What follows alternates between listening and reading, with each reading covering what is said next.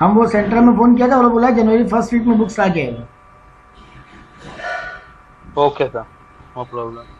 तो देखो chapter number 2 बात करता है audit strategy, audit planning and audit programme.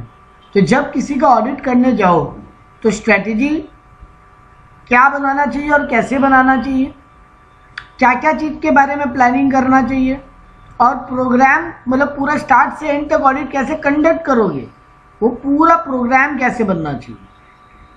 ये 3 चीज़ के बारे में ये चैप्टर बात करेगा।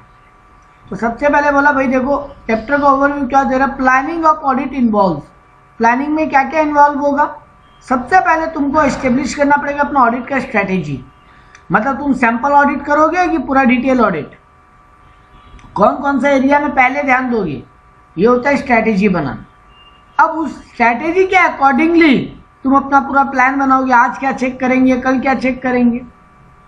तो the auditor should plan his work to enable him to conduct effective and efficient audit. Effective और एफिशिएंट याद है, ये मैनेजमेंट में भी 2 वर्ड पढ़े थे। जी सर। इफेक्टिव का मतलब क्या होता था, इफेक्टिव माने इफेक्टिव में सी आ रहा है बीच में, सी माने कॉस्ट, यहाँ पे कॉस्ट या रिसोर्स बोल सकते हो। तो हम रिसोर्स को बेस्ट यूज करते हुए ऑडिट करेंगे। और एफिशिएंट, सॉरी इफेक्टिव में टी मेन था, टी माने टाइम, और एफिशिएंट में सी, सी माने कॉस्ट या रिसोर्स, कॉस्ट या रिसोर्स।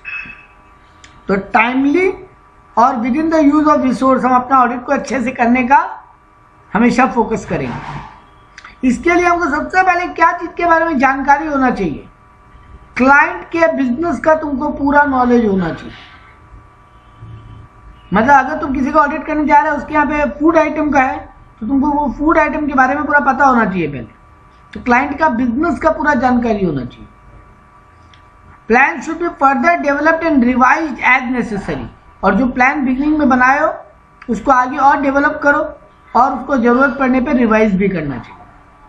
तो ये 3 चीज पे तुम्हारा फोकस होना चाहिए जब स्ट्रैटेजी, प्लान एंड प्रोग्राम कर रहे हो। ठीक है जी सर। ये केस लॉ बेकार है, इसको हम नहीं पढ़ रहे, उस काम का नहीं है इसमें। यहां से चालू होता है असली part. Auditor responsibility to plan and audit financial statement. जब तुम फाइनेंशियल स्टेटमेंट का ऑडिट करते हो तो तुम्हारा जिम्मेदारी बनता है कि तुम प्लान एकदम सही से बना के लेके जाओ। ये बात कौन बोलता है, SA 300 बोलता है। तो अब तक हम लोग देखा जाए तो 2 एसेस के बारे में बात की है, SA 200 और SA 300। लास्ट क्लास में SA 200 का बात किए थे और अब यहाँ SA 300 का। SA 300 क्या बोलता है, प्लानिंग एंड ऑडिट, इसी पे बात करता है SA 300। इसमें मेन बात क्या लिखा है, ऑडिटर का रिस्पॉन्सिबिलिटीज लिखा है इसमें कि जब प्लान बनाओ तो एज एन ऑडिटर तुम्हारा क्या जिम्मेदारी होना चाहिए। इसके अलावा ये और क्या बोला है, तुम्हारा ऑब्जेक्टिव के बारे में बात की है कि जब तुम ऑडिट का प्लान बनाओ तो तुम्हारा मेन टारगेट्स क्या होना चाहिए ताकि तुम्हारा ऑडिट इफेक्टिवली हो पाए। तो अब यहाँ पहला क्वेश्चन किया है कि क्यों प्लानिंग इतना जरूरी है, ज्ञानबाजी का क्वेश्चन है, ये काम का उतना कुछ नहीं है। यहां बोला why planning and audit is necessary, यानी प्लानिंग का बेनिफिट्स बताओ। तो पहले ज्ञान दे दिया था इफेक्टिवली और एफिशिएंटली ऑडिट हो पाए, इसके लिए प्लानिंग जरूरी है। तो प्लानिंग करने से क्या क्या बेनिफिट्स है, सर तुम मेन टॉपिक पे एप्रोप्रिएट अटेंशन दे पाओगे, मतलब इंपॉर्टेंट एरियाज पे प्रॉपर ध्यान दे पाओगे।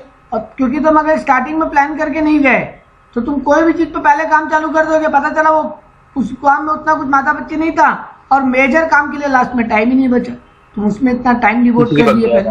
हाँ, तो तुम कौन से एरिया पे ज्यादा फोकस करोगे, ये प्लानिंग के कारण ही पॉसिबल हो पाता है। तो प्लानिंग का ये एक फायदा है। पोटेंशियल क्या क्या प्रॉब्लम हो सकता है और किस प्रॉब्लम में कितना टाइम लगेगा सॉल्व करने में, ये पहले से तुम डिटरमाइन कर पाओगे या आइडेंटिफाई कर पाओगे पहले से। Auditors properly recognise and manage the audit engagement so that perform effectively and efficient manner. ये वही ज्ञान दे दिया, तुम्हारा ऑडिट इफेक्टिवली और एफिशिएंटली तभी हो पाएगा जब तुम प्लानिंग करके जा रहे हो। Assisting the selection of engagement team, हाँ तुम्हारे टीम में कौन कौन होगा ये डिसाइड करने में भी तुमको प्लानिंग ही हेल्प करेगा, क्योंकि जब तुम प्लानिंग करोगे तो तुम ये देखोगे कौन सा काम में तुम्हारा कौन सा असिस्टेंट कॉम्पिटेंट है और कैपेबल है, तुम उसको वही काम दोगे। तुमको पता है तुम्हारे टीम में 8-9 लोग हैं, अब तुमको पता है उनमें से कोई ऐसा है जो स्टॉक ऑडिट में बहुत अच्छा है, तो उसको बोलोगे जाके स्टॉक चेक कर तुम पहले। कोई ऐसा है जिसको बैलेंस शीट के बारे में अच्छा जानकारी है, तो तुम पहले बोलोगे तुम बैलेंस शीट से स्टार्ट कर अपना काम। मतलब कौन किस काम में कैपेबल है वो तुम तभी डिसाइड कर पाओगे जब पहले से ऑडिट के बारे में प्लानिंग करोगे, क्योंकि तब तुमको पता होगा वहां पे क्या क्या काम करना है। Division of work, division of work proper हो पाएगा अगर प्लानिंग होगा तो। तुम डायरेक्शन एंड सुपरविजन तभी दे पाओगे जब तुम्हारे पास एक प्लान होगा, क्योंकि कोई तुम्हारा असिस्टेंट अटका तो वो आगे तुमसे पूछेगा सर अब क्या करें, या इस काम के बाद अब नेक्स्ट काम कौन सा करें, तो तुम डायरेक्शन या सुपरविजन तभी कर पाओगे जब एक प्रॉपर प्लान होगा तुम्हारे पास, वरना तुम ही कंफ्यूज रहोगे कि इसके बाद अब कौन सा काम में हाथ डालें। और आपस में कोऑर्डिनेशन अच्छे से होगा अगर प्लानिंग होगा तो ये सब प्लानिंग का एडवांटेज था, जो ये ज्ञानबाजी था तुम बीएसटी में बहुत बार पढ़े हो, ठीक है।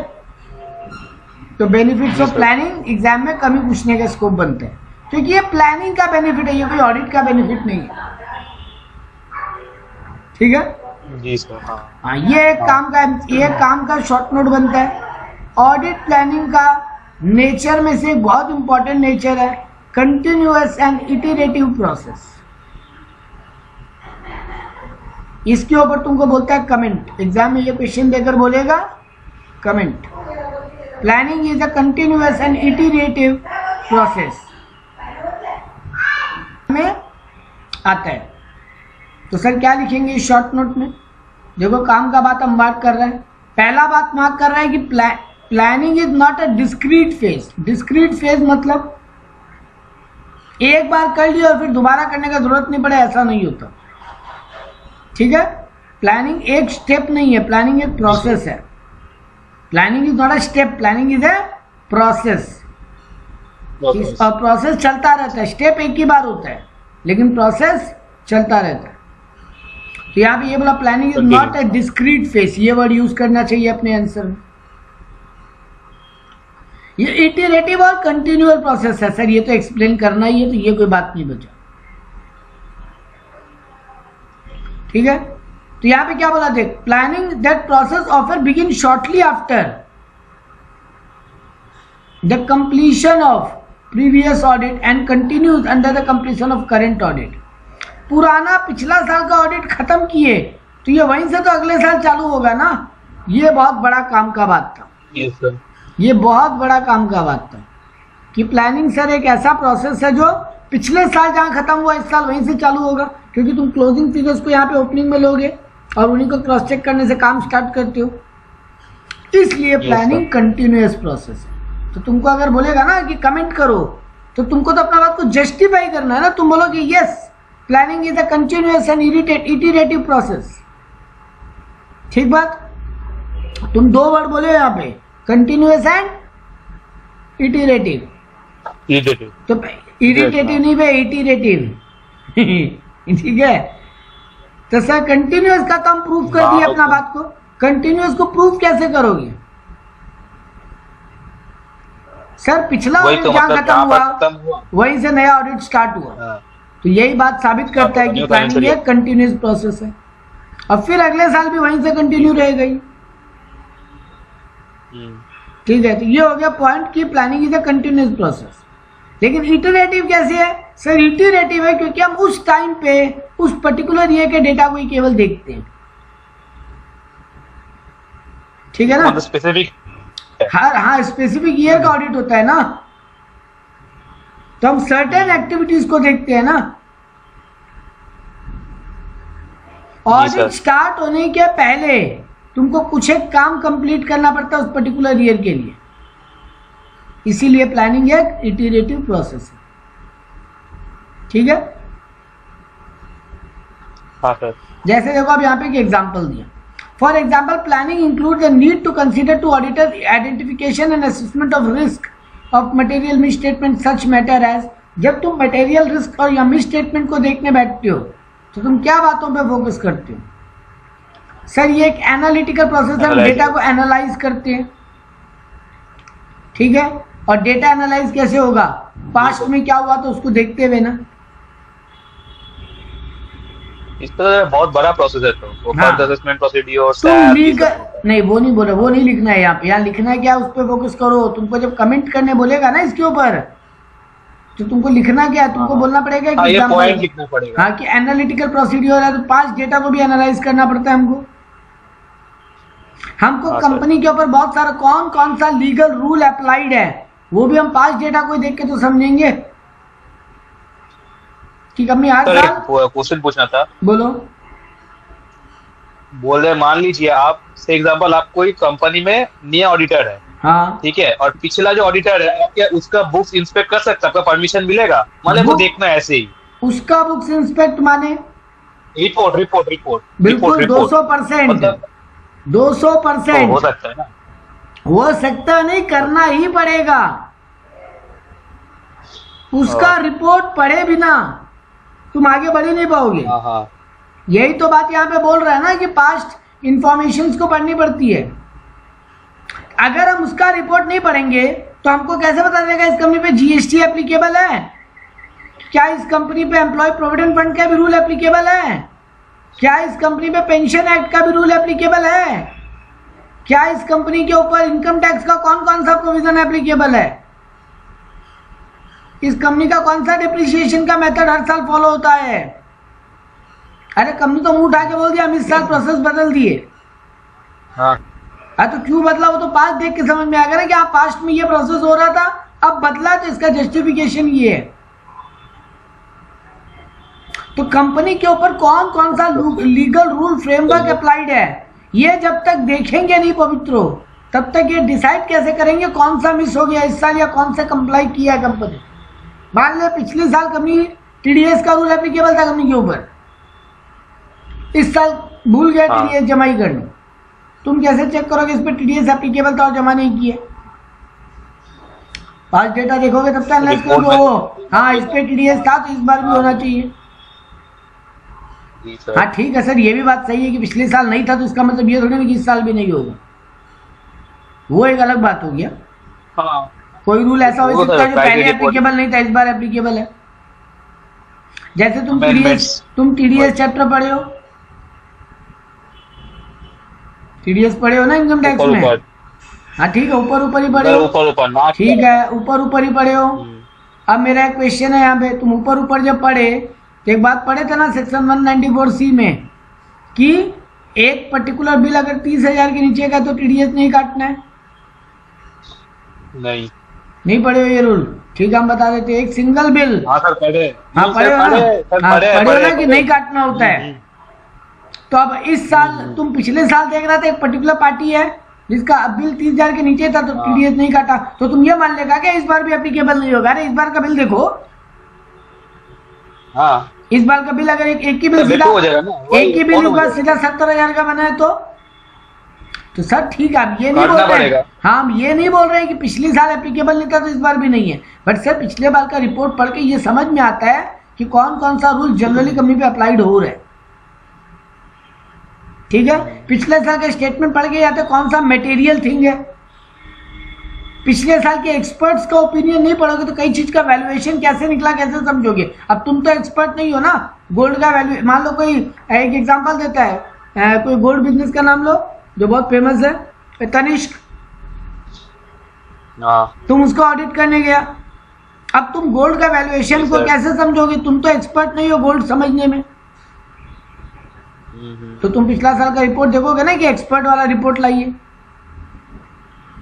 तो सबसे बढ़िया हम बोले कंपनी के ऊपर 4480 एप्लीकेबल है या पीजी का नॉर्मल रूल एप्लीकेबल है ना, वो भी देखने के लिए वेरी गुड। हाँ तो वही तो बोल रहा है, सिंपल सा बात सर, हमको कई चीजों में पास्ट डेटा देखना होगा ताकि कहीं कोई चीज छूट नहीं गया है।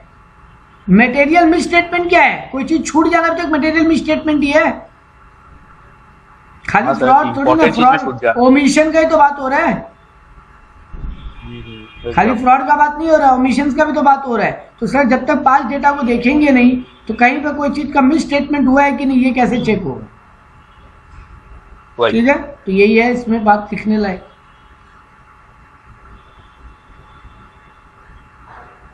इसके अलावा यहाँ पे कुछ काम का बात तो नहीं है।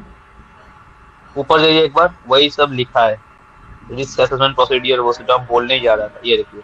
हाँ तो वही तो, risk assessment audit procedure perform to obtain an understanding of entities and its environment. हम रिस्क असेसमेंट क्यों करता है? ये जानने के लिए कि बिजनेस का एंटिटी को समझने के लिए भी और उसका एनवायरनमेंट को भी समझने के लिए, उसका इंटरनल कंट्रोल अच्छा है कि बुरा, ये तभी समझ पाएंगे जब पांच डेटा देखेंगे। जी सर। तो ये सब चीज यहाँ पे बोला है, इसीलिए बोला therefore planning includes consideration of matters such as obtaining knowledge about legal framework in which the entity is operating। जिस एंटिटी का हम ऑडिट करने जा रहे हैं वो किस लीगल फ्रेमवर्क के एनवायरनमेंट में काम कर रहा है और उस पर कौन सा रूल अप्लाइड है, वो समझने के लिए हमको पास्ट इन्फॉर्मेशन को भी ट्राई करना पड़ता है। जैसे कोई इतना मस्त एग्जांपल दिया है, telecom company and banking company का अगर तुम ऑडिट कर रहा है तो उनका पूरा रूल रेगुलेशन तो अलग हो जाता है ना। टेलीकॉम पे telephone regulatory authority of India try का रूल लगता है और बैंक्स पे आरबीआई का रूल लगता है, तो दोनों एकदम अलग अलग है। तो जब तक तुम प्लानिंग नहीं करोगे, पांच डेटा देखोगे नहीं और प्लानिंग नहीं करोगे, तब तक ऑडिट में आगे कैसे बढ़ोगे और दोनों में क्या क्या रिस्क इन्वॉल्व हो सकते हैं कैसे समझोगे। ठीक है जी सर। फिर बोला इन्वॉल्वमेंट की engagement of team member in planning audit.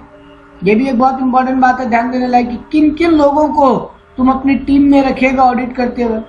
अब जिस टाइप के ऑर्गेनाइजेशन का ऑडिट करने जा रहे हैं, तुम्हारे टीम में तो ऐसे बहुत सारे लोग होंगे जो हो सकता है ज्वेलरी का उतना कुछ जानकारी नहीं रखते, कुछ लोग होंगे जो रखते हैं, कुछ लोग होंगे जो ज्वेलरी का जानकारी रखते हैं। तो तुम बेटा जब टीम बनाओगे तब ऑब्वियस सा बात है ना सर कि हम उन लोगों को रखेंगे जो लोग ज्वेलरी का जानकारी रखते हैं।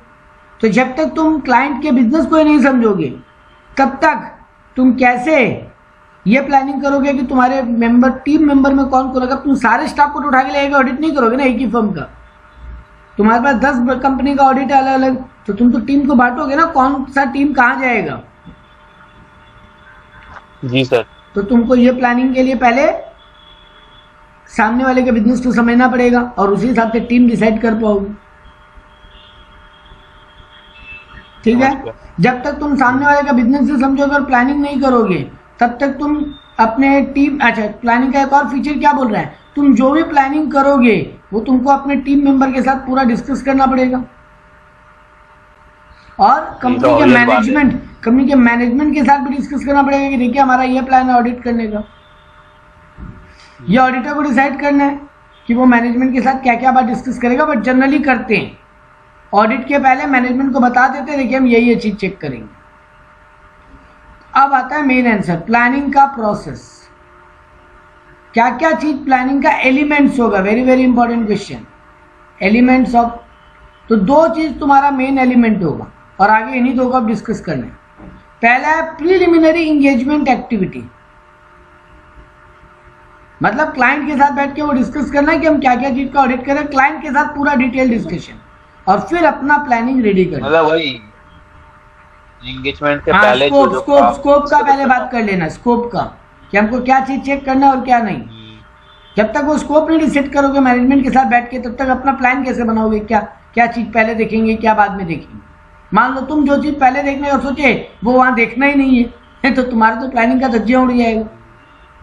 तो प्लानिंग एंगेजमेंट एक्टिविटी पहला स्टेप है, पहला स्टेप को डिस्कस करते हैं, पहला element sorry. The auditor consider whether relationship with client should be continued and whether ethical requirement including independence continue to be complied with। मतलब तुमको ये देखना है जब एंगेजमेंट एक्टिविटी पे बात करोगे कि तुमको यहाँ पहला बात तो कंटिन्यू करना है कि नहीं, मतलब आगे बढ़ोगे कि नहीं बढ़ोगे ऑडिट में, और क्या क्या चीज तुम्हारे इंडिपेंडेंस के दायरे में आ रहा है और नहीं आ रहा है। ठीक है ना, क्लाइंट के साथ ये डिस्कस करोगे। मतलब यहाँ पे क्या बोला, it includes performing procedure regarding the continuation of the client relationship, evaluating the compliance with ethical requirement, मतलब तुम्हारा एथिक्स और इंडिपेंडेंस पे कोई इंपैक्ट तो नहीं आ रहा है इस ऑडिट पे, और जो जो वो टर्म्स रखा है, क्लाइंट भी तो कुछ कंडीशन रखा है ना, ये देखना है ये नहीं देखना है, हमारे यहाँ ये चीज ऐसा और ये चीज का डॉक्यूमेंट नहीं होगा, तो भैया पहले वो चीज को समझ लो। क्योंकि तुम ऑडिट ले लिए और उसके बाद तुमको लगा तुम्हारा एथिकल या इंडिपेंडेंस को चुनौती मिल रहा है, तुम एथिकली काम नहीं कर पा रहे हो, इंडिपेंडेंट नहीं हो, या मैनेजमेंट तुमको बहुत कुछ पे रिस्ट्रिक्शन लगा रहे हैं तो मत लो ना ऑडिट, कौन बोला है? तो इन 3 चीजों के बारे में क्या हम यहाँ पे कंटिन्यूएंस कर पाएगा, क्या मेरा एथिकल रिक्वायरमेंट और इंडिपेंडेंस पूरा हो पाएगा, और टर्म्स ऑफ एंगेजमेंट क्या क्या है, ये 3 समझने को बोलते हैं एंगेजमेंट एक्टिविटी का प्रिलिमिनरी। ठीक है, तो देखो आप एक एक करके एक्सप्लेन किया है। Preliminary engagement activity includes the following. सबसे पहले बोला performing procedure regarding the continuance. ठीक है, तो देखो यहाँ पे क्या बोला, it should be ensured that appropriate procedure regarding the acceptance and continuance of audit relationship has been followed. तुम ये ठीक से देख लो कि तुम पहली बार अगर ऑडिट ले रहे हो तो ऑडिट एक्सेप्ट करना है कि नहीं, और अगर पहले से करते आ रहे तो इस साल कंटिन्यू करना है कि नहीं। 2 बात होती है ना, एक तो तुम जो बोला नया ऑडिट मिल रहा है सर, पहली बार उस कंपनी का ऑडिट करने जा रहे हैं तो एक्सेप्ट करना है कि नहीं, वो क्लियर हो जाओ। और अगर पिछले 2 साल से कर रहे हो, अब तुमको लग रहा है इस साल मैनेजमेंट कुछ अजीब ही बात कर रहा है, तो आगे कंटिन्यू करें कि छोड़ दें इसका ऑडिट। तो ये दोनों चीज का कंक्लूजन पे तुम पहुंचे बिना आगे मत बढ़ो। ठीक है, ठीक। तो सर ये कैसे होगा, तो देखो यहाँ बताया है, the firm should obtain information considering necessary in the circumstances before accepting the engagement. Engagement लेने के पहले, मतलब ऑडिट लेने के पहले, सर्कमस्टांसेस जिसमें तुमको ये ऑडिट मिल रहा है उसके बारे में पहले सारा जानकारी इकट्ठा कर लो। ठीक है ना, मतलब कंपनी का ओनर कौन है, कंपनी का की मैनेजमेंट कौन कौन लोग हैं, तुम्हारा उनके साथ बैठेगा कि नहीं बैठेगा, तुम्हारा उनके साथ पहले से कोई लेन देन तो नहीं है ना। तो ये सब चीजों के बारे में जानकारी ले लो। नंबर 2 क्या बोला था, तुम्हारा एथिकल रिक्वायरमेंट और इंडिपेंडेंस को कोई इंपैक्ट तो नहीं हो रहा है ना। तो auditor continuously evaluate compliance with ethical requirement including independence. Independence का मतलब क्या है, judgement of a person is not subordinate to the wishes of direction of another person.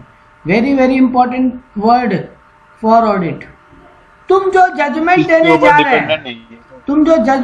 जा रहे हैं, तुमको जो आदमी अपॉइंट कर रहा है, इंगेज कर रहा है, उसके तुम अंडर में तो तुमको डिसीजन नहीं लेना पड़ेगा, तो मतलब उसका इन्फ्लुएंस तो नहीं होगा ना तुम्हारे डिसीजन पे, उसके कहने पे, उसके विशेस के हिसाब से तुम डिसीजन नहीं लोगे। तो अगर ऐसा कुछ करना पड़ रहा है तो तुम्हारा एथिकल जजमेंट खराब हो रहा है।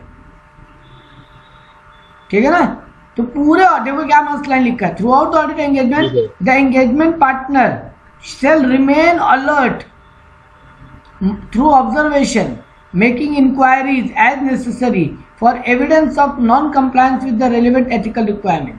तो हर बार इस बात के लिए अलर्ट रहो और एविडेंस हमेशा अपने पास रखो कि तुम्हारा इंडिपेंडेंस हर्ट नहीं हुआ है।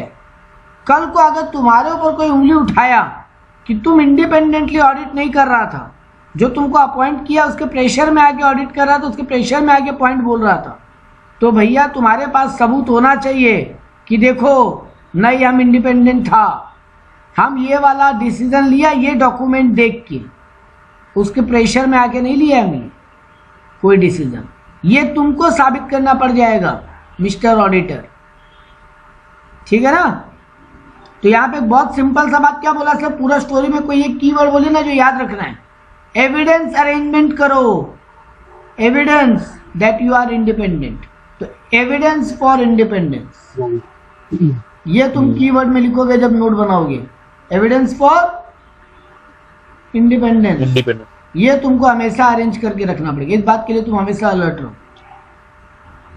ठीक है, रियल लाइफ में भी सिर्फ लिखने के लिए नहीं, हाँ रियल लाइफ में भी। अब बोला था engagement partner shall form a conclusion on compliance with the independent requirement that applies audit engagement doing so the engagement partner shall, एक मिनट हो गया अभी क्या बोला,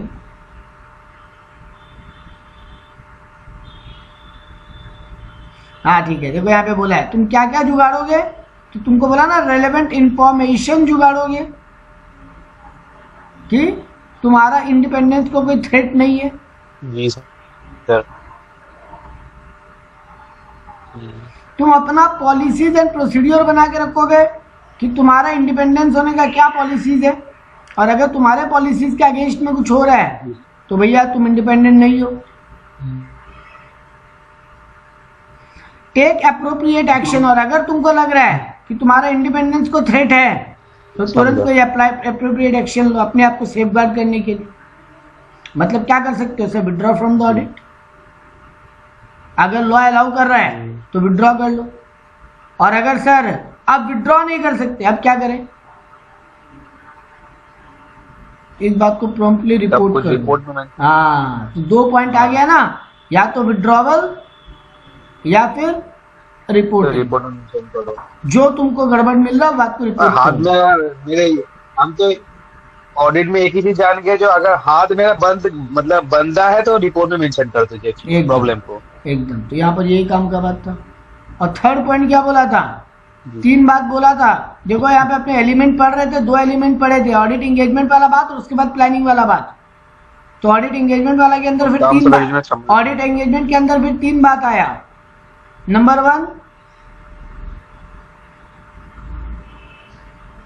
1 था ये वाला बात, कंटिन्यूएंस करना है कि छोड़ देना है, कंटिन्यूअस होना पड़ेगा। हाँ। नंबर 2 बोला ethical requirement including independence, beat नहीं हो रहा है तो थ्रेटिंग नहीं है तो।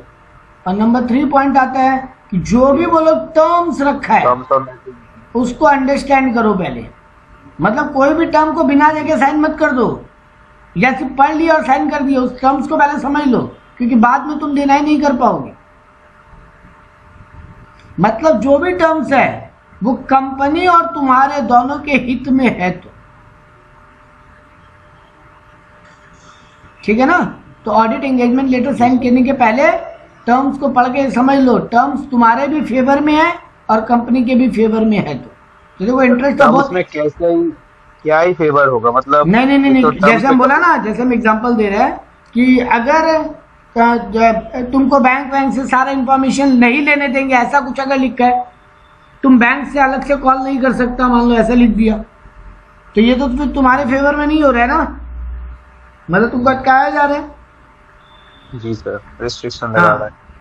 तो कंपनी और तुम्हारा दोनों के ही हित में बात होना चाहिए। तुम ऐसा भी कोई पॉइंट नहीं बोल सकता जो कंपनी के खिलाफ है पूरी तरीके से, और ऐसा भी कुछ एंगेजमेंट लेटर में नहीं हो सकता जो तुम्हारे खिलाफ है, मतलब तुम्हारे वो इंडिपेंडेंस के खिलाफ है। ठीक है, मतलब जो भी टर्म्स है उनमें no confusion, no confusion in regarding the terms. ये बात तुमको 3 तो ध्यान में रखनी। ये तीनों अगर चेकलिस्ट है कि तुम्हारा ऑडिट एंगेजमेंट तुमको लेना चाहिए कि नहीं लेना चाहिए। सर अब ले लिया ऑडिट, अब क्या करना है, तो आ जाओ नेक्स्ट टॉपिक के ऊपर। अब प्लानिंग करो, स्टेप एलिमेंट नंबर 2। प्लानिंग के अंदर 2 बात आएगा। पहले तो एक ओवरऑल ऑडिट स्ट्रेटेजी बनाओ, जिसको तुम ब्लूप्रिंट बोलते हो। जैसे बिल्डिंग बनाने के पहले बिल्डिंग का खाली नक्शा बनाता है ना आर्किटेक्चर, कि किस तरफ वॉशरूम होगा, किस तरफ गैलरी होगा, किस तरफ डाइनिंग रूम होगा, किस तरफ हॉल होगा, किस तरफ किचन होगा, एक मैप पे बना के दिखाना, कौन सा ड्रेनेज सिस्टम किधर से जाएगा, वो तो ओवरऑल स्ट्रेटेजी बनाना। ब्लूप्रिंट जिसको बोलते हो लॉन्ग टर्म। समझ गया। उसके बाद अब अपना ऑडिट प्लान डेवलप करो धीरे धीरे, एक स्टेप के ऊपर उस ब्लूप्रिंट में। तो ब्लूप्रिंट का मोटामोटी बात हो गया क्या क्या मैटर चेक करेंगे। अब एक मैटर में क्या क्या चेक करेंगे उसका प्लानिंग को ऑडिट प्लानिंग बोलते। तो नंबर ए एलिमेंट से अब स्टार्ट करेंगे, नंबर ए एक्टिविटी से। प्लानिंग एक्टिविटी में पहला एक्टिविटी ओवरऑल ऑडिट स्ट्रेटेजी बनाना। तो ओवरऑल ऑडिट स्ट्रेटेजी का मतलब क्या है, वो तुम्हारा क्या क्या स्कोप होगा, तुम्हारा टाइमिंग क्या होगा, कब किस चीज को देखोगे, और तुम्हारा डायरेक्शन क्या होगा। ये 3 बात को बोलते हैं ओवरऑल ऑडिट स्ट्रेटेजी बनाना। मतलब वही है ना, मतलब पहले कौन सा देखेंगे, कितना टाइम लगेगा, हाँ, क्या करने में, वही तुमको क्या क्या चीज देखने अलाउ किया गया उसका लिस्ट बनाओ, यानी स्कोप। क्या चीज पहले देखोगे क्या बाद में, और किसमें कितना टाइम लग सकता है, ये टाइमिंग वाला चीज बनाओ। या टाइमिंग का मतलब है क्या पहले और क्या बाद में। तुम पहले स्टॉक देख के बाद में ट्रायल बैलेंस से मैच करने जाओगे कि पहले ट्रायल बैलेंस देख के बाद में स्टॉक मैच करने जाओगे, वो तुम्हारे ऊपर है। ऐसा नहीं है कि कोई हार्ड एंड फास्ट रूल है, बट तुमको डिसाइड करना है दोनों में से कौन सा करोगे, और डायरेक्शन क्या होगा तुम्हारे मूवमेंट का। तो ये 3 चीजों को सेट करने को बोलते हैं ऑडिट स्ट्रेटेजी बनाना। तो ये 3 कीवर्ड याद रहेगा। एसटीडी है, एसटीडी फोन कॉल करते थे ना, एसटीडी है ये 3। ऑडिट स्ट्रेटेजी का 3 एसटीडी है, स्कोप, टाइमिंग एंड डायरेक्शन। ऐसे याद करो, जो तुमको गाइड करेगा फिर लॉन्ग डिटेल प्लान बनाने में। अब तुम स्कोप में 3 बात लिखे, अब एक एक के लिए डिटेल प्लानिंग करो ना, कि क्या क्या देखोगे, क्या क्या डॉक्यूमेंट मांगोगे, तुम्हारा टीम का कौन सा मेंबर कौन सा चीज को देखेगा बैठ के। मतलब एक तरीके से बोल सकते हैं सर हम एक ब्रेकअप बनाए, अब उसका सब ब्रेकअप बनाएंगे बैठ के। ठीक बात। तो ऑडिट स्ट्रेटेजी में यही है। तो अब यहाँ पे क्या क्या बोला है देख लेते हैं एक बार। यहाँ बोला तो auditor establish an overall audit strategy, set the scope, timing and direction that guides the development of audit plan. यही डेफिनेशन में बोला था, दोबारा रिपीट कर दिया। The process of establishing the overall strategy assist the auditor to determine subject to be completion of the auditor's risk assessment. तुम्हारा audit कैसे पूरा कंप्लीट होगा और कैसे तुम क्या चीज में रिस्क असेसमेंट करोगे, ये पूरा प्रोसीड्यूर को ही स्ट्रेटेजी बनाना बोलते हैं। तो इसमें क्या क्या इंक्लूड होगा आप देखो। द रिसोर्सेज टू डिप्लॉय, कहाँ कितना एम्प्लॉय लगाओगे तुम अपना, किस ऑडिट एरिया में। अब तुमको ये भी डिसाइड करना है ना कि ये काम करने में हमको 3 लोग लगाना होगा कि 4 लोग की 2 लोग की 1 लोग। टीम का कौन सा एक्सपीरियंस मेंबर कहाँ जाएगा, ये भी एक ऑडिट स्ट्रेटेजी का पार्ट होगा। Amount of resource to allocate to specific audit area such as the number of team members, बोले था ना, कहां पर कौन सा एक्सपीरियंस मेंबर जाएगा। 1 नंबर बात, कौन सा एक्सपीरियंस मेंबर क्या चीज देखेगा। तो हाई रिस्क एरिया में तुम ज्यादा एक्सपीरियंस वाला डालोगे, ज्यादा एक्सपर्ट वाला आदमी डालोगे कॉम्प्लेक्स मैटर में। ठीक है। फिर बोला कितने लोग जाएंगे, तो नंबर 1 कौन जाएगा, नंबर 2 कितने लोग जाएंगे, कितना लोग जाएगा। अब वो भी डिपेंड, कितना आवर किस काम में लगेगा उसके हिसाब से तुम आदमी रखोगे ना। अगर एक काम 2 ही घंटे गए तो एक ही आदमी रखने से हो जाएगा, लेकिन एक काम अगर 50 घंटे गए तो सर वहां पे एक ही आदमी रखेंगे तो 50 घंटा वही करता रह जाएगा वो। तो वहां पे हो सकता है हम 5 आदमी रख दें। ये ना वह पूरा सर्जिकल स्ट्राइक लगता है एकदम। तुम इसको सर्जिकल स्ट्राइक की तरह ही पढ़े। तो सर सबसे पहले ऑडिट स्ट्रेटेजी में हमको क्या करना है, नंबर 1 कौन जाएगा, हु, पहले आपको कौन जाएगा। नंबर 2 हाउ मेनी, कितना नंबर जाएगा। हाँ ठीक है। अब इसका अंदर का ज्ञान तो तुम लिख सकते हो ना, हु में कैसे डिसाइड करोगे। सर ज्यादा रिस्की एरिया में ज्यादा एक्सपर्ट आदमी जाएगा या एक्सपीरियंस आदमी जाएगा, ज्यादा मुश्किल काम में ज्यादा एक्सपर्ट को रखेंगे और वो इजी काम होगा। अब मैं एक एग्जाम्पल बोलता है, अब एक एग्जाम्पल बोलता है पवित्र, सुन। हम गया था ऑडिट पे डाबर का, क्योंकि मेरा पहला ऑडिट था, ठीक है, एकदम फर्स्ट ऑडिट था वो मेरा, तो हमको तो उतना आइडिया नहीं था ना। अच्छा। तो वो लोग हमको ट्रायल बैलेंस चेक करने नहीं बिठा दिया सीधा, मेरे को बोला जा स्टॉक काउंटिंग करके। अच्छा अच्छा अच्छा। क्योंकि उसमें तो कोई एक्सपर्टाइज नहीं चाहिए ना तुमको डब्बा काउंट करवाने में। नहीं, तुमको मेरे को खाली ये बोला जाके लिख के ला, मेरे को 10 आइटम का लिस्ट दिया। डाबर में च्यवनप्राश होता है, अलग अलग टाइप का जूसेस होता है, तो मेरे को सबका लिस्ट पकड़ा दिया। मेरा जो हेड था वो मेरे को लिस्ट पकड़ाया और बोला जा किस चीज का कितना बॉक्सेस है अंदर में स्टोर रूम में, उनका आदमी काउंट करेगा, तुम खाली लिख के लो। उनका आर्टिकल थे आप। हाँ, उनका पहला ऑडिट एकदम जब हम आर्टिकल था, तो उनका ऑडिट, उनका जो क्लाइंट, उनका जो स्टाफ था वो हमको लेके गया और वो हमको चेक करवाया कि देखिए जूस का 10 डब्बा रखा हुआ है, हम लिख लिया जूसेस बॉक्स 10। वो हमको दिखाया देखिए च्यवनप्राश का 5 डब्बा रखा हुआ है, हम च्यवनप्राश का 5 डब्बा लिख लिया। हाँ, उसमें एक और एक्स्ट्रा ट्रिक किया था, एक और एक्स्ट्रा ट्रिक दिया था लोग हमको। मेरा प्रिंसिपल हमको पहले ही बोल दिया था कि तुमको खाली च्यवनप्राश का डब्बा नहीं लिख के लाना है कि वहां 5 बॉक्स च्यवनप्राश पड़ा है, उसका बैच नंबर वाला के हिसाब से लिख के लेके आना। मतलब ये बैच नंबर का इतना बॉक्स पड़ा है। अच्छा। क्योंकि बैच नंबर से लोग ये डिसाइड करते हैं कौन सा ज्यादा पुराना माल हो चुका है, मतलब कौन सा अब एक्सपायरी डेट आने वाला है। वो बैच नंबर वो कंप्यूटर में डाल के वो चेक कर लेगा उसका एक्सपायरी डेट कब आने वाला है। और जो बहुत ज्यादा नियर टू एक्सपायरी डेट है उसके लिए वो रिपोर्ट में लिखेगा कि ये माल तुरंत रिटर्न चला जाना चाहिए, इसका एक्सपायरी डेट आ चुका है। तो वो काम को हमको नहीं दिया पहले ही बोल में, क्योंकि हम तो समझ ही नहीं पाते ये बात। वो हमको खाली लिस्ट प्रिंट आउट निकाल के दिया, बोला जा बैच नंबर के हिसाब से कौन सा आइटम कितना वो लिख के लिया। अच्छा, 1000 बॉक्स ये चीज का है, 500 बॉक्स ये चीज का है, 200 डब्बा ये चीज का है, हम लिख के ले आए। तो इस काम में तो कोई एक्सपर्ट नहीं चाहिए था ना। तो मेरे प्रिंसिपल को पता था कि वो कंप्यूटर, और कंप्यूटर में जो होता ना वहां पे सैप काम करता था। तो सैप हमको बिल्कुल नहीं आता, हमको टैली आता था, सैप हमको एकदम नहीं आता था। तो वो हमको कंप्यूटर पे नहीं बिठाया, वहां पे एक एक्सपर्ट को बिठाया, वहां पे एक एक्सपीरियंस आदमी को बिठाया। तो यही हुआ ना स्ट्रेटेजी बनाना, समझा। तो ये पहले डिसाइड कर लेने को तो स्ट्रेटेजी बनाना बोलेंगे। अगर मान लो उनको वहां पता होता है कि वहां पे 2 लाख बॉक्सेस है, तो हमको अकेला को भेजता क्या? भेजता क्या? ऑब्वियसली नहीं। हाँ तो सेकंड वाला चीज हो गया हाउ मेनी, क्योंकि उनको वहां पे पता था 20-30 हजार ही बॉक्स है, और बॉक्स खाली देखना है, वो गिनाएगा और लिख के ले आना, मतलब 2 घंटे का काम है हार्डली, इसलिए वो हमको अकेले को भेजा। और यही अगर वहां पे 20-30 हजार की जगह 20-30 लाख बॉक्सेस होता तो ऑब्वियसली वो हमको अकेले को नहीं भेजता, वो 2 या 3 लोगों को भेजता और ना बांट देता, तुम जाके च्यवनप्राश देखो, तुम जाके जूसेस देखो, तुम जाके ये प्रोडक्ट देखो, इसका डिटेल तुम बना के लाओ, इसका डिटेल। तो यही हो गया ना, कितना आदमी लगेगा। ठीक है, अब देखो यहाँ पे बोला when these resources are to be deployed. Number 3 point में क्या बोला देखो, when these resources are to be deployed such as whether an interim audit stage और की कट ऑफ डेट। ये अभी मिड ऑफ द पीरियड चल रहा है कि कट ऑफ डेट के एकदम नजदीक है, ये भी देखना पड़ेगा ना। मतलब ऑडिट में कम टाइम अवेलेबल है कि ज्यादा टाइम? अगर हम इंटरिम में अभी बहुत टाइम है मेरे पास, तो फिर हम प्लानिंग उसी हिसाब से करेगा।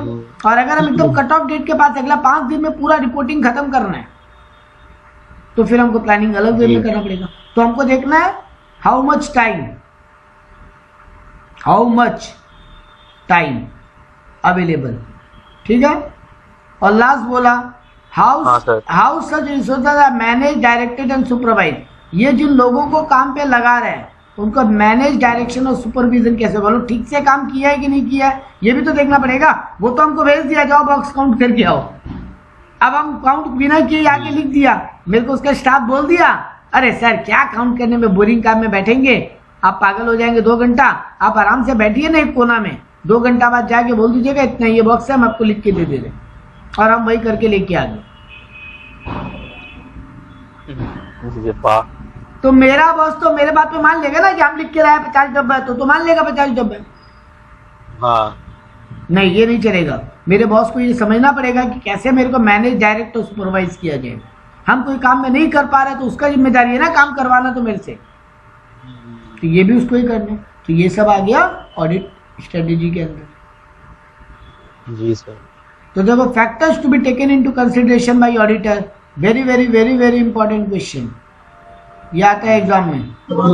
Factors to be consideration by auditor for establishing the audit strategy. तो जब ऑडिट स्ट्रेटेजी बनाएंगे क्या क्या फैक्टर्स को दिमाग में रखना है? सबसे पहले हमको ये दिमाग में रखना है characteristics of the engagement that define it's scope.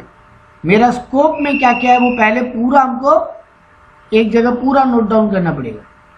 मेरा फाइनेंशियल रिपोर्टिंग फ्रेमवर्क क्या है, मतलब बैलेंस शीट पीएल का फॉर्मेट कौन सा फॉलो होगा, उस बिजनेस सेगमेंट का स्पेशलाइज्ड नॉलेज हमको कितना है और कितना चाहिए, क्या क्या रिपोर्टिंग रिक्वायरमेंट्स है, हमको क्या क्या चीज़ के ऊपर रिपोर्ट बनाना होगा, ऑडिट एविडेंस कौन कौन सा कलेक्ट करना होगा, ये सब का लिस्ट बनाना जरूरी है। तो ये सब फैक्टर को देख के हम स्ट्रेटेजी बनाएगा। नंबर 2 क्या बात है जिसको हम देख के स्ट्रेटेजी बनाएगा, एसर्टेन द रिपोर्टिंग ऑब्जेक्टिव। हम क्या चीज के, क्या टॉपिक के ऊपर रिपोर्टिंग करने जा रहे हैं, मेरा मेन ऑब्जेक्टिव क्या है। तो ascertaining the reporting of engagement to plan the timing of the audit and nature of communication required. Timing of the audit और कैसे हमको कम्युनिकेट करना है, ये दोनों को स्ट्रेटेजी बनाना बहुत इंपॉर्टेंट है। क्या बोलना चाहती हूँ, the ascertaining the reporting objective of engagement helps the auditor to plan the timing of different audit procedure। देखो मैनेजमेंट को हर बात पता नहीं होना चाहिए कि अब कब कौन सा चीज जाके चेक करेगा, वरना वो तो पहले ही ठीक कर लेगा ना।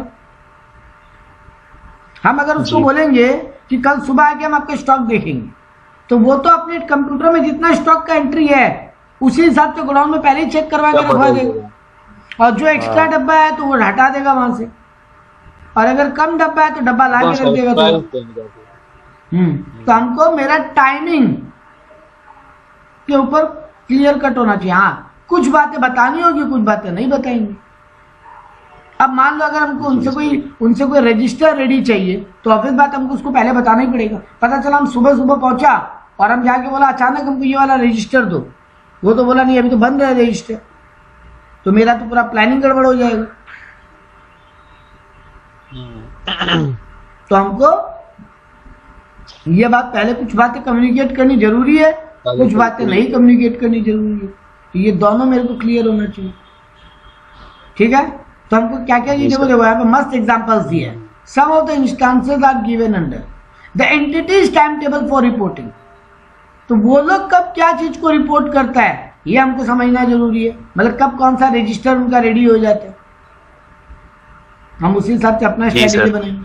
Organisation of meeting to discuss of nature timing and extend, हमको ऑर्गेनाइजेशन के साथ मीटिंग करना पड़ेगा, और ये बहुत 3 इंपॉर्टेंट कीवर्ड है, nature timing and extend of audit work, NTE, बहुत इंपॉर्टेंट है। ये 3 चीज हमको पहले मैनेजमेंट के साथ डिस्कस कर लेना, ठीक है। Discuss with management regarding the expected type and timing of report, किस टाइप का रिपोर्ट उनको चाहिए ये उनसे पहले डिस्कस कर लो, उनको क्या क्या टाइप का रिपोर्ट अलग से लगेगा, ताकि जब तुम चेकिंग चालू करो तेरे ब्रेन में रहे कि मैनेजमेंट को भी ये बात का रिपोर्ट बना के दे रहे हैं, तो तुम उसी हिसाब से, क्योंकि देखो तुम ऑडिट कर रहे हो, तुम अपने एक हिसाब से अपना एक रिपोर्ट बना लिए, अब बाद में अचानक आके मैनेजमेंट बोला हमको ये वाला चीज पे भी एक रिपोर्ट बनवा के दीजिए, अब तुमको दोबारा वो चीज चेक करना पड़ रहा है, क्योंकि वो जो रिपोर्ट बनाने बोला था जिस टाइप का, उसके हिसाब से तुम पेपर वर्क चेक ही नहीं किया था। जैसे कि एग्जांपल देते हैं, तुमको लगा था कि स्टॉक का क्वांटिटी, ठीक है, और वैल्यू, ये 2 ही चीज काम का है मेरे लिए, तो हम इसी हिसाब से रिपोर्ट बनवा रहा था, क्वांटिटी और वैल्यू का। लेकिन बाद में आके हमको मैनेजमेंट बोला कि जब आप ये रिपोर्ट बनवा ही रहे हो ना, तो मेरे को यहाँ पे एक और कॉलम बनवा के वो भी चीज चेक करवा दो ना, कि क्वांटिटी, वैल्यू और बैच नंबर। अब तुम बैच नंबर तो लिखे नहीं थे अपने हिसाब से, तुमको लगा था उतना रिक्वायर्ड नहीं। अब दोबारा फिर से चेक करना पड़ जाएगा ना चीज, तो कि किस क्वांटिटी का कौन सा बैच नंबर अवेलेबल है। तो ये बात के लिए तुम पहले से मैनेजमेंट से बात करो ना कि वो लोग को क्या टाइप का रिपोर्ट और चाहिए, ताकि तुम जब अपना रिपोर्ट बनवाओ तो उसमें वो कॉलम भी ऐड करके हाथों हाथी चेक करवा दो, ताकि दोबारा एक्स्ट्रा वर्क ना करना पड़े, ठीक है। Discuss with management regarding the expected communication on the status of audit work through out the engagement, कब कौन सा कितना काम खत्म हो गया, क्या मैनेजमेंट को ये जानने का इच्छा है? ऑब्वियसली नहीं भी हो सकता, तो मैनेजमेंट से पहले डिस्कस कर लो कि ये भी लगेगा क्यों, तो अगर जानना चाहते हो जान सकता है वो। बिल्कुल बिल्कुल, तो इसका फिर रिपोर्ट तुमको रेडी करके देना पड़ेगा, ठीक है। तुम्हारे टीम मेंबर के अंदर क्या बात पे कम्युनिकेशन होना चाहिए ये भी पहले से डिसाइड करके रखो। थर्ड बोला क्या फैक्टर और ध्यान में रखो, considering the factor that auditor's professional judgement are significant in directing the engagement team's effort. तुम्हारा जो टीम काम कर रहा है, ठीक है, एक मिनट, प्रोफेशनल जजमेंट, हाँ, तुम्हारा प्रोफेशनल जजमेंट कितने काम का है इसके अंदर, कुछ चीजें तुमको जज करनी पड़ती है अपने हिसाब से, एज्यूम, तो वो एजम्पशंस कितने सही है। तो the auditor need to direct effort of engagement team towards matter in that is professional judgement are significant. तुमको अपनी टीम को बोलना पड़ेगा इस तरीके से चेकिंग करो कि हम जजमेंट ले पाए। जी सर। तो प्रिलिमिनरी पहले ही आइडेंटिफाई कर लो कि क्या क्या ट्रांजैक्शन में क्या क्या चीज का तुमको बैलेंसेस चाहिए, क्या क्या चीज का डिस्क्लोजर चाहिए, ताकि उसी हिसाब से तुम्हारा टीम काम करे, जजमेंट लेने में लास्ट में तुमको इजी, ठीक है। जैसे देखो यहाँ पे एग्जांपल्स दिए, वॉल्यूम ऑफ ट्रांजैक्शन विच में be determine whether it is more efficient for the auditor to rely on internal control. अगर 10 आइटम चेक कर रहे हैं केवल, या 50 आइटम चेक करें, ये डिसीजन कैसे लेंगे? इंटरनल कंट्रोल कितना स्ट्रांग? हाँ, अगर इंटरनल कंट्रोल स्ट्रांग है तो तुम 10 ही एंट्री चेक कर लोगे, और अगर तुमको लगता है इंटरनल कंट्रोल स्ट्रांग नहीं है तो फिर ज्यादा आइटम चेक करना पड़ेगा। तो ये सब चीजें तुम्हारे डिसीजन को इम्पैक्ट करती है। Consider the result of preliminary engagement. तुम जो स्टार्टिंग में मैनेजमेंट से बात की हो उससे तुमको क्या समझ में आ रहा है? ये मैनेजमेंट ठीक है कि यहाँ पे बहुत कुछ गड़बड़ है? इस बात को भी दिमाग में रख के तुम आगे के लिए स्ट्रेटेजी बनाओगे। अगर तुमको लग रहा है ये मैनेजमेंट ठीक है, तुमको जो लग रहा है बातचीत से कि ये लोग जो इन्फॉर्मेशन दे रहे हैं वो रेलेवेंट है, तो बहुत ज्यादा डिटेल चेक करने की जरूरत नहीं पड़ेगा। लेकिन तुमको लग रहा नहीं भैया ये लोग जो इन्फॉर्मेशन दे रहे हैं उतना रेलेवेंट नहीं है, इसमें बहुत झोल झपेट है, तो फिर तुमको डिटेल चेक करना पड़ेगा। तो तुम्हारा स्ट्रेटेजी तो अपने पढ़ तो यही रहना कि क्या तुम्हारे फैक्टर्स ऑफ स्ट्रेटेजी मेकिंग को इम्पैक्ट करेगा। तो ascertain the nature and timing of resources necessary, वो तो ऊपर बात कर चुका, फिर ज्ञान भी है इसके ऊपर छोड़ दो। तो ये रहा तुम्हारा ये 4 बात, ठीक है। अब देखो यहाँ पे इलस्ट्रेशंस दिए इसके ऊपर। The auditor of T of Handfab limited, एक टी नाम का ऑडिटर है हैंडफैब लिमिटेड का, is worried as to management of key resources to be employed to conduct the audit. किस रिसोर्स को कहां पे लगाए ऑडिट करने में, ये उस चीज को लेके वरीड है। इसका आंसर क्या होगा? ऑडिट का वो सब, तो ऑडिट स्ट्रेटेजी कैसे उसको हेल्प करेगा ये बताओ। तुमको ये बताना है how the audit strategy would helpful to the auditor. Audit strategy कैसे हेल्पफुल होगा ऑडिटर के लिए? तो ऑडिट स्ट्रेटेजी तुमको ओवरऑल प्लान बनाने में मदद करेगा। जो मैं बताया establishing the overall strategy assistance to the auditor for solution, यही सारा पॉइंट को लिखा है। आंसर नंबर बी, सॉरी ये बी नंबर पॉइंट अलग है। यहाँ पे वही बताया जो ओवरऑल ऑडिट स्ट्रेटेजी है मैनेजमेंट को कैसे हेल्प करता है या ऑडिटर को कैसे हेल्प करता है, वही आंसर में लिखी है, ठीक है। अब नेक्स्ट टॉपिक क्या आ गया? हाँ। सर ऑडिट स्ट्रेटेजी तो बना लिए, सेकंड एक्टिविटी क्या था? Development of audit plan. Chapter के लास्ट टॉपिक पे आ गए, नहीं चैप्टर के लास्ट नहीं, इसके प्रोग्राम है, ठीक है। Once the overall audit strategy has been established, an audit plan can be developed to address the various matter identified in the overall audit strategy. तुम जो ऑडिट स्ट्रेटेजी में जो ओवरऑल मैटर डिस्कस की हो, अब उनको लेके एक एक टॉपिक के ऊपर तुम अपना डिटेल प्लानिंग जो बनाते हो उसी को बोलते हो ऑडिट प्लान, ठीक है। हाँ सर। ये बात तुमको कौन बताता है? एसए 300 कि ऑडिट प्लान कैसे डेवलप होना चाहिए, क्या क्या चीजें ऑडिट प्लान में इंक्लूड होनी चाहिए। तो नेचर यानी तुम्हारा ऑडिट किस नेचर का होगा, टाइमिंग यानी कब कौन सा चीज चेक करोगे, और एक्सटेंट मतलब कौन सा चीज कितना डिटेल में चेक करोगे, किस एक्सटेंट तक जाओगे। तो nature, timing and nature of risk assessment procedure, तुम ये डिसाइड करोगे पहले तो कि किस चीज में कितना रिस्क है, उसके लिए प्लानिंग करेंगे। फिर बोला nature, time and extent of plan further audit procedure at assertion level. Audit procedure और क्या क्या होगा रिस्क असेसमेंट के अलावा, उसको लेकर भी तुम नेचर, टाइमिंग और एक्सटेंट सेट करोगे। एंड नंबर 3 बोला other planned audit procedure that are required to be carried out so that engagement complied with SS, कि तुम्हारा जो ऑडिट एंगेजमेंट है वो एसएस से मैच हो रहा है कि नहीं, ये भी चेक करना तुम्हारा ऑडिट प्लान का पार्ट, ठीक है।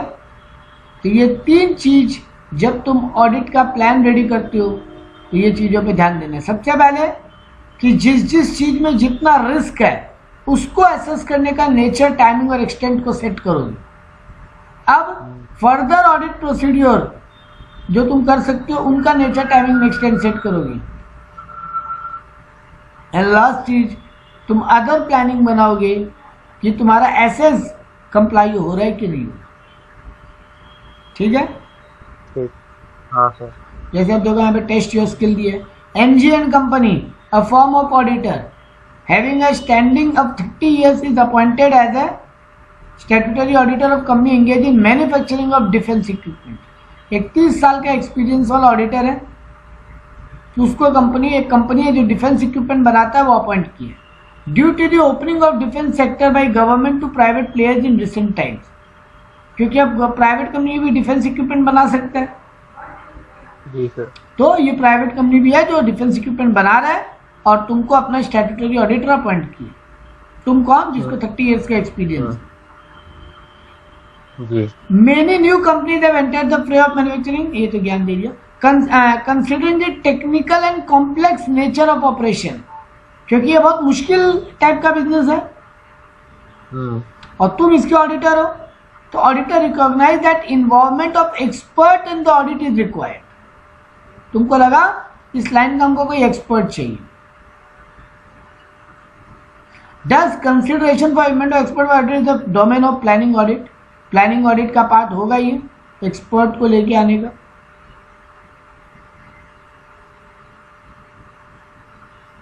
बोलो। Okay sir. For involvement of expert auditor can be given of audit planning audit. हाँ, एक्सपर्ट को लेकर आना है कि नहीं आना है, ये डिसीजन ऑडिट प्लानिंग का पार्ट होगा। अब मान लीजिए वो तो वही था, वो आप जो एग्जांपल दिए थे, मतलब मान लीजिए कोई गोल्ड का ये है, बिल्कुल, तो तुम्हारा ऑडिट एंगेजमेंट का पार्ट होगा। लेकिन अब यहाँ पर तुम बोलोगे इसी का तो तुम मैनेजमेंट के साथ डिस्कशन करोगे ऑडिट एंगेजमेंट में कि क्या हाँ क्या हमको ये अलाउड होगा या नहीं होगा। मैनेजमेंट से तुमको स्कोप डिस्कस करना पड़ेगा अपने। तो ये है तुम्हारा पार्ट, लेकिन तुमको मैनेजमेंट से बात करना पड़ेगा। CA Kartik is planning for audit of a company engage in manufacturing of cosmetic. Considering the nature of operation of the company, ये plan to include testing of controls of the company over purchases, sales and inventory. Testing of control क्या होता है? Company का इन 3 topic के ऊपर internal control कैसा है वो टेस्ट करना। अच्छा, तुम ये चेक करना चाहते हैं कंपनी का परचेज, सेल और स्टॉक मेंटेनेंस में इंटरनल कंट्रोल अच्छा है कि कमजोर है। One find he reaches the corporate office and asks for manual and required documentation to ensure surprise element in testing। अब ये कंट्रोल तुम पहले से ही बोल के अगर आओगे तो लोग इंटरनल कंट्रोल अच्छा ही रखेगा ना, छुपा देगा। हाँ, बेवकूफ ये पे ही हो गया। तो यहाँ पे वो अचानक आया सुबह। He reaches the corporate office and asks for manual and required documentation to ensure surprise element in testing। अचानक से आके मैनुअल मांगा और बाकी डॉक्यूमेंट्स मांग लिए। He has never shared with management his intention to carry out above procedure। Is approach of CA Kartik proper? Scope ही तो गलत है इसका। पहली बात तो इसका स्कोप ही तो गलत है, क्योंकि सब चीज तो पहले से बोलना नहीं है, और ये कोई मतलब नहीं, ये पहले से बोला नहीं है। सही तो कर रहा है, वो नहीं बोला है। कहाँ बोल रहा है कि वो पहले बता दिया? मैनुअल जो अचानक जो चेक कर रहा है ना, अचानक आके मांगा ना, वही तो बोल रहा है। पहले कहाँ बता दिया? क्या लिखा है? ठीक से पढ़। ओ ही रीचेस द कॉर्बन आज पूरा। हाँ। अचानक एक दिन सुबह, वन फाइन डे। हाँ, तो वो बिल्कुल उसके स्कोप में है, बिल्कुल उसके स्कोप में। हाँ, ठीक है। और एक बात बताइए, यहाँ पर ऊपर ये क्वेश्चन में जाइए, यहाँ पर जो बोला है टेस्टिंग ऑफ इंटरनल कंट्रोल बोला था सर, वो इंटरनल कंट्रोल ही तो टेस्ट करने पहुंचा है। ये क्या स्कोप में कवर होता है? बिल्कुल, क्यों नहीं होगा? तुमको वही तो बोला, अगर इंटरनल कंट्रोल तुमको स्ट्रांग लग रहा है तब तो तुम ऑडिट प्रोसीड्यूर को सिंपल रखेगा, और अगर तुमको लगता है इंटरनल कंट्रोल कमजोर है तब डिटेल रखेगा। हाँ, तो अगर तुम कंट्रोल को टेस्ट कैसे करेगा? तुम अगर पहले बता देगा कि हम अचानक सुबह हम कल आएंगे और देखेंगे आप सारा एंट्री किए हैं कि नहीं, तो ऑब्वियसली वो एंट्री करके रखेगा। सही है, समझ गया। अचानक पहुंच के बोलेगा ना कि दिखाइए ये एंट्री हुआ है कि नहीं कल वाला, वो लोग बोलेगा नहीं अब तक तो हुआ नहीं है, या बिल में फाइल में ठीक से बिल को फाइल में रखे नहीं है। तुम अचानक आके बोल रहे हमको बिल फाइल दिखाइए, कल तक का सारा बिल फाइल हुआ है कि नहीं। सही है, या एटलीस्ट 2 दिन पहले तक का सारा बिल फाइल हुआ है कि नहीं, कल तक का छोड़िए, या पिछला हफ्ता तक का सारा बिल फाइल हुआ है कि नहीं। वही सरप्राइज है, उससे पूछना। ठीक है ना। ये तो तुम्हारे ऑडिट स्ट्रेटेजी का पार्ट बिल्कुल होगा। याद रखेंगे। नेक्स्ट टॉपिक आ जाएगा ऑडिट प्लानिंग का रिस्पॉन्सिबिलिटी और फिर प्रोग्राम, डॉक्यूमेंटेशन एंड प्रोग्राम।